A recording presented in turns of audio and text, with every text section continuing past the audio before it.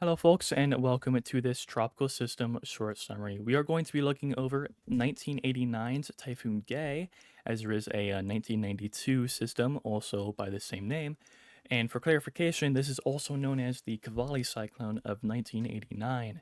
I don't want to see any funny business things in the comments about this thing's name unless they're actually funny, because homophobia and shit is bad. Don't do it. Respect people.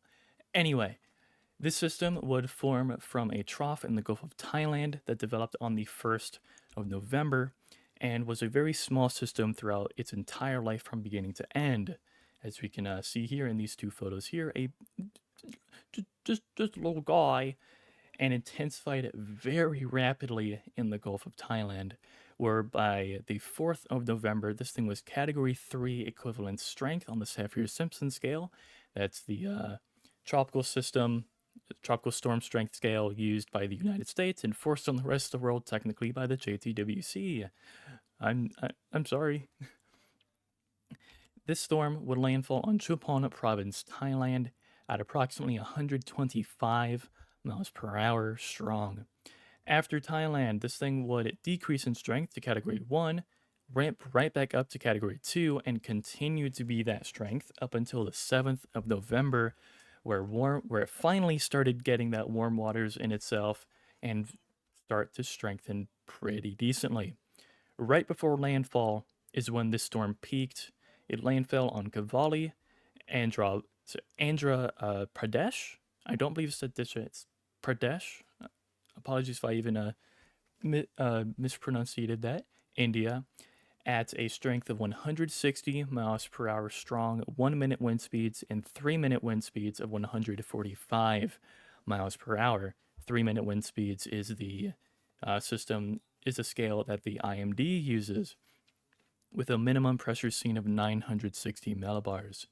Due to the very hot but also extremely dry air in India at the time, Gay would very rapidly weaken and not even make it wholly across India before dissipating on the 10th of November. A picture of Thailand is seen here, as this was really the only photo that I could really find that was proven to be from this system. This system caused more than 1,000 deaths and more than $400 million in damage. The strengthening that it did twice, both in the Gulf of Thailand and in the Bay of Bengal, caught many ships off guard, especially in the Bay of Bengal. And it was reported, I think, that around 24 or so went missing from all ships combined. More than 30,000 homes were damaged in both Thailand and India combined, and evacuations were forced in, I believe, both Thailand and India, though I could be wrong about that. I probably am. I'm sorry, I forgot. What I can tell you is that nearly every single structure in Anagiri Palam, I hope I'm pronouncing that mostly right, India was severely damaged. Especially monetarily, Gay was one of the worst systems to have ever affected Thailand in its entire recorded history.